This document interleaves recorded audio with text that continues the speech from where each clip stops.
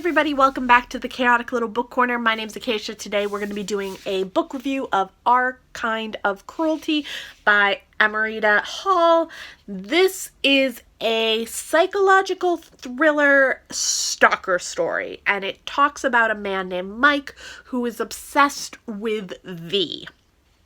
Now, V and him had a relationship prior to the obsession, and he became obsessed with her during the relationship. They had a very intense, loving relationship at the time, and they played a game called Crave, where V and him would go to the bar, and a man would hit on V, and he would come over and scare that man away by being abrasive and getting him to go away. So they had this game that they would play called Crave, and he would tell her he craved her, and they were very entwined together. And at one point in the relationship, they decide that money is going to be needed to be made more of. So he goes to America for a while, and she stays in the UK. And they fly back and forth between each other, but Mike does something that ruins the relationship, and V ends it. So he returns to America and finishes up his job, and then moves back to the UK and contacts V and tells her that he is back in the UK. And the first response that he gets is V sending him a invitation to her wedding with another man. Now, this story really got me. It was really interesting, really dark, really twisted. I saw a few people review it on Goodreads saying that they didn't feel it was as dark and twisted or as weird as You. And I think that in order to have that sort of darkness, you have to have a relationship where it starts off with the obsession rather than builds to the obsession. And I think this one really builds to the obsession. When you begin the book, the obsession has already started. But as you learn more, you learn that the obsession kind of intertwines with their relationship that he believes they still have. So he believes that she is now playing Crave on a higher level, which is her wedding, in order to cause him more distress, to kind of make it an even playing field for what he did to her during the relationship. So he is completely hateful towards himself. He feels completely miserable. So he is obsessed with her, and he's constantly creating situations in which he runs into her, and he finds excuses to be near her home, and he finds excuses to be near her work. There's instances where she interacts with another male, and he accuses this male of being a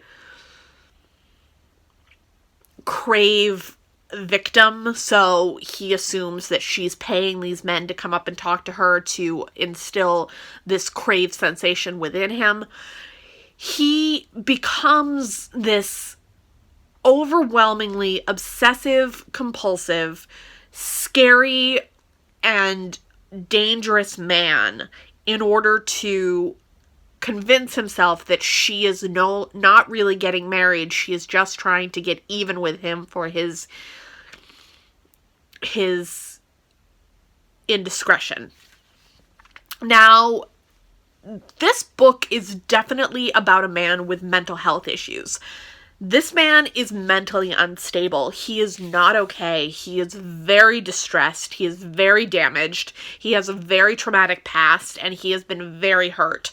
And his obsession is also based around the fact that he does not want to be alone. He does not want to start over. He does not want to begin something else with someone else, because he believes that she is the only one who will understand him and love him for the damaged man that he is. There is a lot of elements to this that really kind of hammer home how unstable this man is. He drinks obsessively. He harms himself in ways where he'll get overly aggressive with himself in situations, and then he'll go into work with bruises on his face. He he makes it so that he is constantly on edge and constantly overwhelmingly angry. And people believe that there is something wrong with him. And there is something wrong with him. It's never really specified what is wrong with him, but he has severe PTSD and severe trauma that has caused him to be obsessively crazy. And